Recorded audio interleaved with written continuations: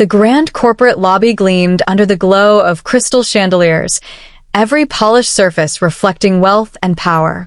The faint aroma of expensive perfume and freshly brewed coffee lingered in the air as executives in tailored suits moved briskly across the marble floor. In the corner stood a glossy black grand piano, more decoration than instrument, its keys untouched for years. CEO Victoria Blake leaned against it casually, her designer heels clicking softly as she shifted her weight. Her lips curved into a teasing smirk as her sharp eyes landed on Daniel, the janitor quietly sweeping near the reception desk. His uniform was simple, a little worn at the edges, and his posture unassuming. She tilted her head, her tone dripping with playful arrogance. "If you can play Chopin, I'll marry you," she said loudly enough for nearby staff to hear. A ripple of laughter passed among them. Not mocking, but the kind that comes when everyone assumes the challenge is impossible. After all, Daniel was the janitor, the man who emptied trash bins and polished floors, not someone who belonged behind the ivory keys of a concert piano. Daniel didn't laugh. He didn't even look embarrassed. Instead, he paused mid-sweep, resting the broom against the wall. Without a single word, he started walking toward the piano, his footsteps slow and steady, as if every stride carried a secret only he knew. By the time he pulled out the bench and sat down, the entire lobby had fallen silent. A stillness settled over the lobby, so complete that even the usual hum of printers and quiet chatter from the reception desk seemed to vanish. Daniel adjusted the bench slightly, his movements calm and deliberate, as though he had done this 1,000 times before. His fingers hovered above the ivory keys, hesitating just for a heartbeat. Not from uncertainty, but as if greeting an old friend after years apart. Then the first notes of Ballade No. 1 in G minor flowed into the air. They were gentle at first, almost hesitant, but quickly grew into a storm of sound, each phrase unfolding with perfect precision and aching emotion. The deep, resonant chords reverberated off the marble walls, while the delicate passages danced like raindrops over glass.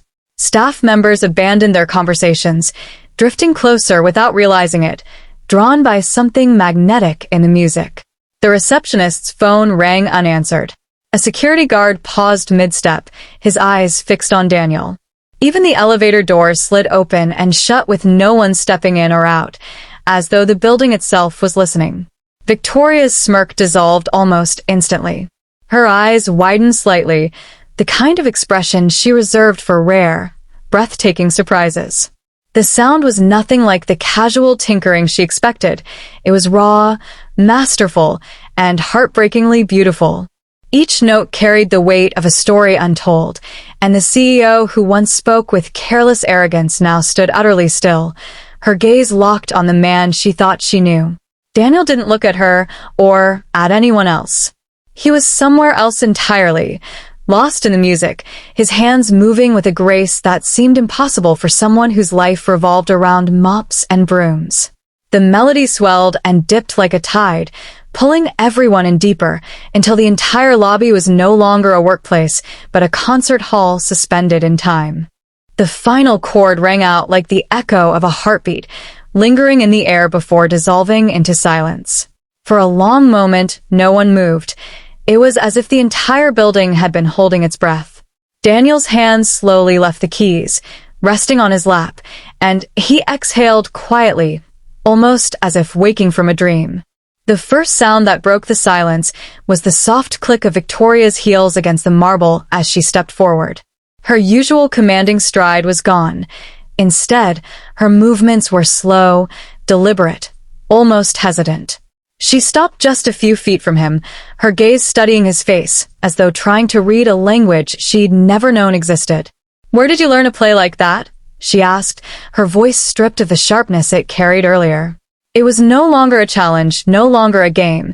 It was genuine curiosity, tinged with something she wasn't used to feeling: humility. Daniel looked up at her, his dark eyes calm but distant, carrying a shadow of something unspoken. "My mother taught me," he said quietly. "Before, I had to give it all up." His voice was steady, but beneath it there was a thread of sorrow, like a note held too long. Victoria blinked, taken aback by the simplicity and weight of his answer. In that moment, the janitor she'd barely noticed in passing was no longer just a background figure in her corporate empire.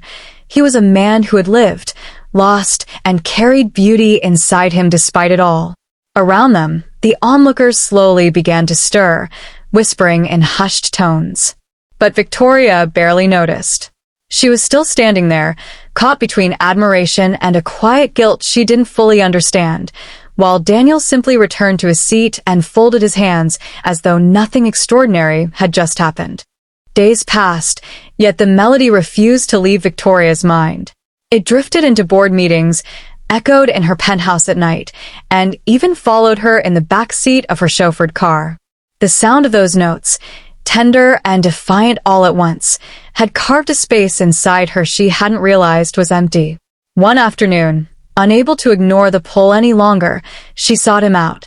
She found Daniel in the staff lounge, sitting at a small table with a modest lunch, a simple sandwich, and a cup of coffee. He was reading an old, worn music book, its pages softened by time and use. He looked up when she entered, his expression polite but reserved. She leaned against the doorframe for a moment, as if gathering her words. "I wasn't serious about the marriage," she admitted, her voice quieter than usual.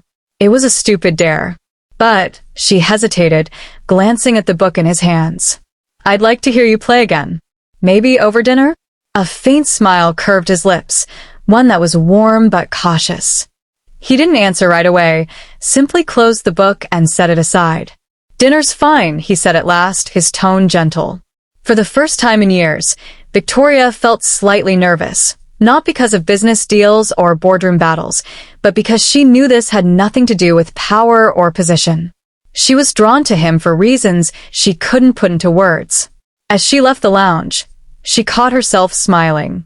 The man she had once dismissed as background now stood in her mind like a figure in the spotlight, not because of a challenge won, but because, in a single song, he had reminded her what it meant to truly feel.